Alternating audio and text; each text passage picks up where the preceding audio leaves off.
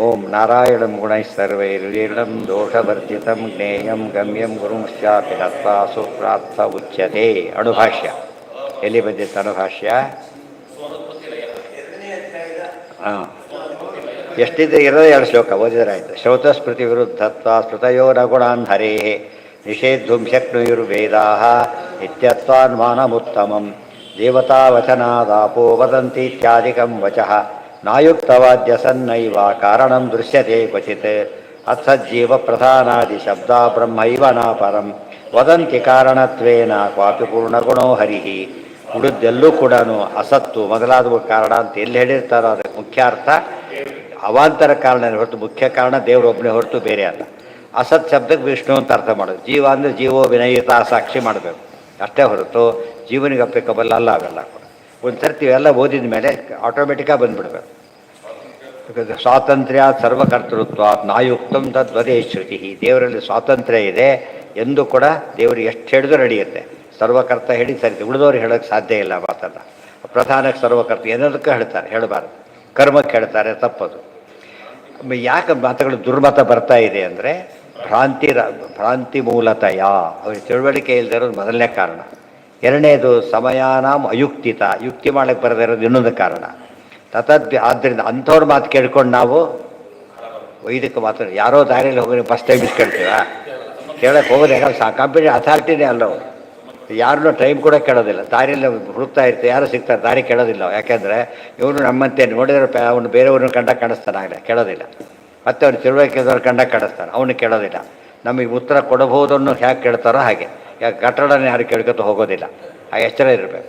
ಆಗ ನಮಗೇನಾಗೋದಿಲ್ಲ.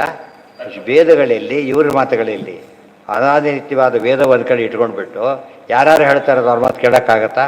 ಕೇಳೋಕ್ಕಾಗಬಾರ್ದು.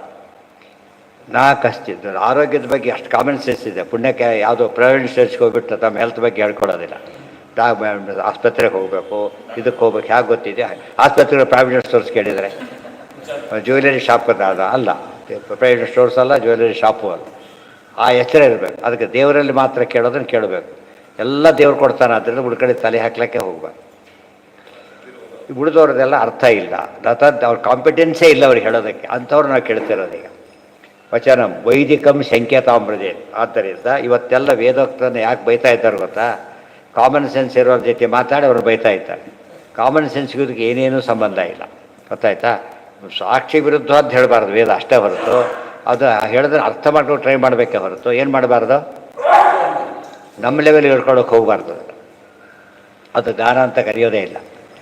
ಆಕಾಶಾದಿ ಸಮಸ್ತಂಚ ತಜ್ಜಂ ತೇನೈವಲೀಯತೆ. ಆಗ ಒಂದು ಪ್ರಶ್ನೆ ಹಾಕ್ಕೊಂಡು ಎಲ್ಲ ಸರ್ವಕರ್ತ ಅಂತೀರಿ, ಆಕಾಶ ನಿತ್ಯ ಯಾರು ಸೃಷ್ಟಿ ಮಾಡ್ತಾರೆ?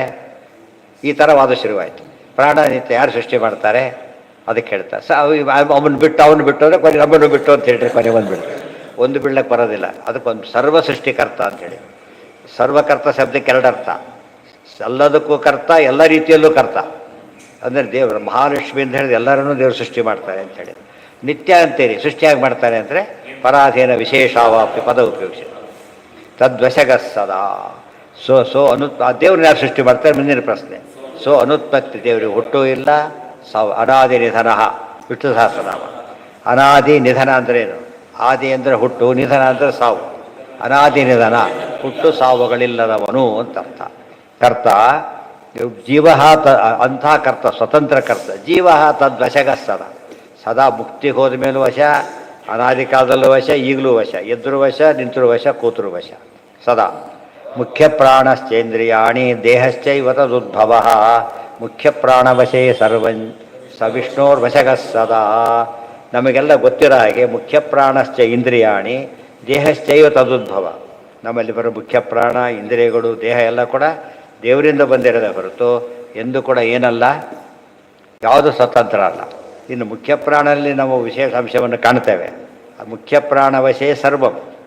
ಯಾವ ಡಾಕ್ಟರ್ ಹತ್ರ ಹೋಗಿಬಿಟ್ಟು ಸತ್ವವನ್ನು ಒಯ್ದುಬಿಟ್ಟಿಟ್ರೆ ಅಡ್ಮಿಟೇ ಮಾಡೋದಿಲ್ಲ, ಅದು ಡೆಡ್ ಬಾಡಿ ಅಂತ ಕರೀತಾರೆ. ಪ್ರಾಣ ಇದ್ದರೆ ಮುಂದಿನ ಪ್ರಶ್ನೆ. ಮುಖ್ಯ ಪ್ರಾಣವಶೇ ಸರ್ವಂ. ಎರಡನೇದು, ಮುಖ್ಯ ಪ್ರಾಣ ಸರ್ವೋತ್ತಮನ ಅಲ್ಲ, ಸವಿಷ್ಣುರ್ ವಶಗಸ್ಸದ, ಅದು ವಿಷ್ಣುವಿನ ಅಧೀನ. ಎರಡು, ಇದು ಜೀವೋತ್ತಮ ಸರ್ವೋತ್ತಮ, ಎರಡು ಒಂದೇ ಹೇಳುತ್ತೆ. ವಾಯುದೇವರು ಜೀವೋತ್ತಮ ಯಾತಕ್ಕೆ? ಮುಖ್ಯ ಪ್ರಾಣವಶೇ ಸರ್ವಂ. ಹರಿ ಸರ್ವೋತ್ತಮ ಯಾತಕ್ಕೆ? ಅವನಿಗೂ ಸ್ವಾಮಿ ಆಗಿರೋದಿಲ್ಲ. ಸಿಂಪಲ್ ಲಾಜಿಕ್ ಅದು. ಇನ್ನೆಲ್ಲ ಬೇರೆ ಬೇರೆ ರೀತಿ ತಿಳ್ಕೊಂಡಷ್ಟು ಕೂಡ ಪ್ರಮೇಯಗಳು ಏನಾಗುತ್ತಾಗ ಕ್ಲಿಯರ್ ಆಗ್ತಾ ಹೋಗುತ್ತೆ. ವಶಗ ಅಂತೇಳಿ ಸದಾ ಶಬ್ದ ಎಲ್ಲರಿಗೂ ಅನ್ವಯ. ಸದಾ ವಿಷ್ಣು ವಶಃ, ಸದಾ ಮುಖ್ಯ ಪ್ರಾಣ ವಶ, ಇವೆಲ್ಲ ಕಾಮನ್ ಅಂತ ತಿಳ್ಕೊಬೇಕು. ಅಲ್ಟಿಮೇಟ್ ದೇವರಿಗೆ. ಅಬ್ಸಲ್ಯೂಟ್ ಅನ್ನೋ ಪದ ಬಂದ ತಕ್ಷಣ ದೇವರಿಗೆ ಮಾತ್ರ, ಬೇರೆ ಯಾರಿಗೂ ಹೇಳಾಗಿಲ್ಲ ಅದು. ಸರ್ವದೋಷೋಜ್ಜಿತ ತಸ್ಮಾತ್ ಭಗವಾನ್ ಪುರುಷೋತ್ತಮ. ಆದ್ದರಿಂದನೇ ಸರ್ವಗುಣಪೂರ್ಣನಾದ್ದರಿಂದನೇ, ಸ್ವತಂತ್ರನಾದ್ದರಿಂದನೇ ಪರಮ ಯಾವ ದೋಷಗಳು ಇಲ್ಲ. ಸರ್ವದೋಷೋಜ್ಜಿತ ತಸ್ಮಾತ್ ಭಗವಾನ್ ಪುರುಷೋತ್ತಮ. ಪುರುಷೋತ್ತಮ ಅಂದರೆ ಭಗವದ್ಗೀತೆ 15ನೇ ಬಿಟ್ಕೋಬೇಕಾಗ ಕ್ಷರಾಕ್ಷರ ಪುರುಷೋತ್ತಮ. ಬರೀ ಈ ಮ್ಯಾನ್ ಆಫ್ ದಿ ಮ್ಯಾಚ್ ಎಂಬರ್ತಾರೆ ಹೇಳಬಾರ್ದು. ಇನ್ನೊಂದು ಸರ್ತಿ ಅವನು no man of the match ಲೆಕ್ಕನೇ ಇಲ್ಲ, ಡ್ರಾಪೇ ಆಗಿಬಿಟ್ಟಿರ್ತಾರೆ ಕೆಲಸ. ಉಕ್ತ ಗುಣಾಶ್ಚ ಅವಿರುದ್ಧಾ ತಸ್ಯ ವೇದೇನ ಸರ್ವಶಃ. ಪರಮಾತ್ಮನಲ್ಲಿ ಏನೇನು ಗುಣಗಳಿದೆ, ಅವಿರುದ್ಧವಾದ ಗುಣಗಳೆಲ್ಲ ಇದೆ. ವಿರುದ್ಧ ಗುಣಗಳು ದೇವರಲ್ಲಿದೆ. ನಮ್ಮ ಬೇರೆ ಕಡೆ ಎಲ್ಲಿ ಇರ್ಲಿಕ್ಕೆ ಸಾಧ್ಯ ಇಲ್ಲ, ದೇವರಲ್ಲಿ ಅದೆಲ್ಲ ಇದೆ. ಅಣೋರಣೀಯಾನ್ ಮಹತ್ವ ಇವೆಲ್ಲ ಎಕ್ಸಾಂಪಲ್ಸ್ ಅವೆಲ್ಲ ಕೂಡ. ನಮ್ಮಲ್ಲಿ ಹಾಗಾಗಿ ಇರಬೇಕಾದ ಗುಣಗಳೇ ಇಲ್ಲ, ಇರಲಿಕ್ಕೆ ಅಸಾಧ್ಯವಾದ ಗುಣಗಳು ದೇವರಲ್ಲಿದೆ. ಆದ್ದರಿಂದಾಗಿಯೇ ದೇವರ ಮಹಿಮೆ ಇದೆ. ಇದರಿಂದ ಅನುಕೂಲ ಏನು ಗೊತ್ತಾ, ಸೂತ್ರ ಹೇಗೆ ಅಪ್ಲೈ ಮಾಡ್ಕೋಬೇಕು ಹೇಳ್ತಾರೆ. ಒಂದು ಅಣುಭಾಷ್ಯ ಶಾರ್ಟಾಗಿ ಹೇಳಿದ್ದು, ಬರೀ ಶಾರ್ಟಾಗಿ ಅಷ್ಟೇ ಹೇಳಿದ್ದಲ್ಲ, ಇನ್ನೊಂದೇನು ಮಾಡಿದ್ದಾರೆ, ಶಾರ್ಟಾಗಿ ಇಡೀ ಸೂತ್ರಾರ್ಥ ಹೇಳಿ. ಶಾರ್ಟ್ ವಿಷಯ ಶಾರ್ಟ್ ಅಷ್ಟೇ ಅಲ್ಲ, ಕಾನ್ಸೆಪ್ಟನ್ನು ಫುಲ್ ಹೇಳ್ತಾರೆ. ಕಾನ್ಸೆಪ್ಟ್ ಇದರಿಂದ ಎಷ್ಟು ಉಪಯೋಗ ಆಗುತ್ತೆ ಅಂದರೆ ಈ ರೀತಿ ಯಾರಿಗಂತಕ್ಕೂ ಸಿಗೋದಿಲ್ಲ. ಅದೇನು ಹೇಳ್ಬೇಕು, ಸುಳ್ಳು ಸುಳ್ಳು ಅಂತ ಹೇಳ್ತಾ ಕೊಡ್ಬೇಕು ಅಷ್ಟೇ ಹೊರತು ಇದು ವಿಷಯದಲ್ಲಿ ವ್ಯವಸ್ಥೆ ಹೇಳಕ್ಕೆ ಹೇಗೆ ಸಾಧ್ಯ ಇದೆ. ಆದ್ದರಿಂದ ಪ್ರತಿಯೊಂದಕ್ಕೂ ಆಧಾರ ಇದ್ದಾಗ ಹೇಳೋದಕ್ಕೂ ಜೋಡಿಸು ಅಂತಾರೆ. 4 ಜನ ಇದ್ರೆ ತಾನೇ ಜೋಡಿಸೋದಕ್ಕೆ. ಒಂದು ಪದಾರ್ಥ ಏನು ಜೋಡಿಸೋದು ಅವ್ರೀಗ, ಸಮನ್ವಯ ಆಚರಣೆ ಜೋಡಿಸೋದು ಅರ್ಥ. ಏನೇ ವಿಷಯ ಇಲ್ಲದ ಏನು ಜೋಡಿಸೋದು ಬಂತು ಕೆಲಸತ್ತೆ. ಬರೀ ಏನು ಹಾಕ್ತೇವೆ ನಿಧಾನವಾಗಲಿ ಅದು ಸಿಟ್ಟು ಬಿಡುತ್ತೆ, ಬರೀ ಯಾರು ಹಾಕಿರಿ ಆಗೋದು ನಿಧಾನ. ಆ ಥರ ಏನೂ ಇಲ್ಲ ಅಂತ ಹೇಳಿದವರು ಏನು ಹೇಳೋದೇನು ಬಂತವರು. ಮುಕ್ತಾ ಗುಣಾಶ್ಚಾವಿರುದ್ಧ ತಸ್ಯ ವೇದೇನ ಸರ್ವಶಃ. ಏನೇನು ಅವಿರುದ್ಧ ಅಂಬೋದಕ್ಕೆ 2 ಅರ್ಥ ಅಲ್ಲಿ. ವಿರುದ್ಧ ಗುಣಗಳು ಹೇಳಿದ್ರು ವಿರುದ್ಧ ಅಲ್ಲ ದೇವರ ಬಗ್ಗೆ ಅಂತ ಅರ್ಥ. ಅವಿರುದ್ಧವಾದ ಗುಣಗಳು ಇವೆ ಅಷ್ಟೇ ಅಲ್ಲ, ವಿರುದ್ಧವಾದ ಗುಣಗಳು ದೇವರಲ್ಲಿದೆ. ವೇದ ಹೇಳಿದ ಮೇಲೆ ಒಪ್ಪಬೇಕಷ್ಟೆ, ಬೇರೆ ದಾರಿ ಇಲ್ಲ. ಅದು ತಿಳಿದು ಮಾತಾಡೋದಾದ್ರಿಂದ ಅರ್ಥ ಮಾಡ್ಕೊಂಡು ಪ್ರಯತ್ನ ಪಡಬೇಕಂದ್ರೆ ಬೇರೆ ಮಾಡಿಕೊಡೋದು. ನಾವು ಎಷ್ಟೋ ಸರ್ತಿ ಯಾವುದೋ ಕಂಪ್ನಿಯಿಂದ ಟಿ ವಿ ತರ್ತಾನೆ, ನಾವು ಆಪ್ರೇಟ್ ಮಾಡೋಕೆ ಫಸ್ಟ್ ಏನು ಮಾಡ್ತಾನೆ ಬಂದವರು ಫಿಕ್ಸ್ ಮಾಡಿ ಎಲ್ಲ ಮಾಡೋದು ಅವ್ರು ಕೆಲಸ ಮಾಡ್ತಾರೆ. ಮಧ್ಯಾಹ್ನ ಮಾಡಕ್ಕೆ ಕೊಟ್ಬಿಟ್ರೆ ಏನಾಗುತ್ತದ, ವಾರಂಟಿ ಎಲ್ಲ ಹೊಡ್ಕೊಂಡ್ಬಿಡ್ತಾರೆ. ನೀವು ಮಾರು ಮುಟ್ಟಕ್ಕೆ ಹೇಳಿದ್ರೆ ನಿಮ್ಮನ್ನು ನಾವು ಬಂದು ಮಾಡ್ತೀವಿ ಅಂತ ಹೇಳ್ತಾರೆ. ಇವತ್ತು ಇಷ್ಟು ನಮಗೆ ಗೊತ್ತಿಲ್ಲದೆ ಇರಬೇಕು, ಶಾಸ್ತ್ರನೆಲ್ಲ ಎಲ್ಲ ತಿಳ್ಕೊಂಡು ನಮಗೆ ಹೇಗಾಗತ್ತದ ಗೊತ್ತಿಲ್ಲ ಅಂತ ಹೇಳ್ಬೇಕು ಅಷ್ಟೇ ಹೊರತು ಹೀಗೆಲ್ಲ ಹೇಳೋದಕ್ಕೆ ಹೋಗಬಾರ್ದು. ಅವಿರುದ್ಧ ಅಂದರೆ ಯಾವುದು ಲೋಕದಲ್ಲಿ ವಿರುದ್ಧ ಅಲ್ಲ, ಆ ಗುಣಗಳು ದೇವರಲ್ಲಿದೆ. ಯಾವುದು ವಿರುದ್ಧ ಇದೆ ಅದೂ ದೇವರಲ್ಲಿದೆ. ನಮಗೆ ಬುಡದವರಿಗೆ ಮಾಡೋಕ್ಕೆ ಬರೋದಿಲ್ಲ. ಕೆಲವರು ಇರ್ತಾರೆ ಬರೀ ರಿಪೇರಿ ಮಾಡೋರು ಮಾತ್ರ, ಬೇರೆ ಮ್ಯಾನುಫ್ಯಾಕ್ಚರರ್ಸ್ ಅಲ್ಲ ಅವರು, ರಿಪೇರಿ ಮಾಡಿಕೊಡ್ತಾರೆ ಅಷ್ಟೇ. ಅದು ಒಂದು ಸ್ಟೇಜ್ ಒಳಗೆ.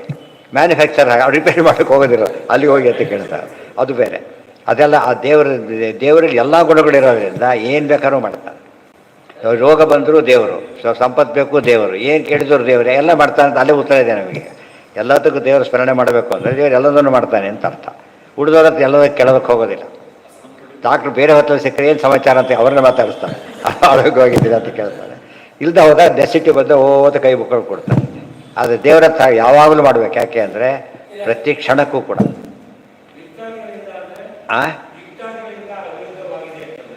ಎಲ್ಲಿದೆ, ಇಲ್ಲಿ ಯುಕ್ತ ಅಂದರೆ ಯುಕ್ತಿಗೆ ಅನುಗುಣವಾಗಿವೆ ಅಂತ. ಯುಕ್ತ ಅಂದರೆ ಯುಕ್ತಿಗೆ ಅನುಗುಣವಾದದ್ದು ಯುಕ್ತ, ಯುಕ್ತಿಗೆ ಅನುಗುಣವಾಗದೆ ಅಯುಕ್ತ. ಅದು ಅಯುಕ್ತವಾದದ್ದನ್ನು ಹೇಳಿದರು, ಯುಕ್ತವಲ್ಲದ್ದನ್ನು ಹೇಳಿದರು. ಯುಕ್ತಿಗೆ ಒಪ್ಪಲಕ್ಕೆ ಅಸಾಧ್ಯವಾದನ್ನು ಹೇಳಿದರು. ಬಸ್ಸು ನಾನು ಇಲ್ಲಿ ಹೋಗೋದನ್ನು ನೋಡಿದೆ ಮನೆ ಮೇಲೆ ಅಂತ ಕೇಳಿದ್ರೆ ಯುಕ್ತಿನೇ ಅಲ್ಲ. ಪ್ಲೇನ್ ಹೋಯ್ತು ಅಂದರೆ ಅರ್ಥ ಇದೆ, ಏನು ಡೇಂಜರ್, ಅಷ್ಟು ಕೆಳಗೆ ಹೋಗಬಾರ್ದಲ್ಲ. ಇಲ್ಲ, ಮೇಲೆ ಹೋಯ್ತು ಅಂದರೆ ಮೇಲೆ, ಅದು ಸರಿ. ಈ ಬಸ್ ಹೋಯ್ತು ಕಾರ್ ಹೋಯ್ತು ಹೇಳಕ್ಕೆ ಬರೋದಿಲ್ಲ. ನನ್ನ ಮೇಲೆ ರೈಲು ಹೋಯ್ತು ಅಂದರೆ ಬ್ರಿಡ್ಜ್ಗಳು ನಿಂತಿದ್ದ ಅದು ಬೇರೆ. ಡೈರೆಕ್ಟ್ ಮೇಲೆ ಹೋಯ್ತು ಅಂತ ಹೇಳೋಕ್ಕೆ ಸಾಧ್ಯ ಇಲ್ಲ. ಹಕ್ಕಿ ಹೋಯ್ತು ಅಂತ ಹೇಳ್ಬೋದು, ಅದನ್ನು ಹೇಳಕ್ಕೆ ಬರೋದಿಲ್ಲ. ಅಲ್ಲಿಗೆ 2ನೇ ಅಧ್ಯಾಯ ಮುಗೀತು, ಅವಿರೋಧಾಧ್ಯಾಯ ಮುಗೀತು. ಇದು ಶ್ರೀಮದ್ ಆನಂದತೀರ್ಥ ಭಗವತ್ಪಾದಾಚಾರ್ಯ ವಿರಚಿತೆ ಬ್ರಹ್ಮಸೂತ್ರ ಅಣುಭಾಷ್ಯೆ ದ್ವಿತೀಯಾಧ್ಯಾಯ. ಅನುಭಾಷ್ಯ ಶಬ್ದಕ್ಕೆ ಚಿಕ್ಕ ಭಾಷ್ಯ ಅಂತ ಅರ್ಥ, ಇನ್ನೊಂದು ಅರ್ಥ. ಭಾಷ್ಯ ಸಂಗ್ರಹ ಅಂತ ಒಂದು ಅರ್ಥ, ಚಿಕ್ಕ ಭಾಷ್ಯ ಗೊತ್ತಾ. ಚಿಕ್ಕದ್ರೆ ಇಡೀ ಇಷ್ಟು ಓದ್ಬಿಟ್ಟು ಬ್ರಹ್ಮಸೂತ್ರ ಆಲ್ ಅಬೌಟ್ ಬ್ರಹ್ಮಸೂತ್ರ ಹೇಳಿದಾಗಾಯ್ತು ಅಂತ ಅರ್ಥ. ಶುಭೇನ ಕರ್ಮಣ ಸ್ವರ್ಗಂ ನಿರಯಂಚ ವಿಕರ್ಮಣ ಮಿಥ್ಯಾಜ್ಞಾನೇನ ತಮೋ ಜ್ಞಾನೇನ ಇವ ಪರಂ ಪದಂ. ಅದಿರಲಿ. ನಾಳೆ ತೃತೀಯ ಅಧ್ಯಾಯ ಶುರುವಾಗುತ್ತೆ.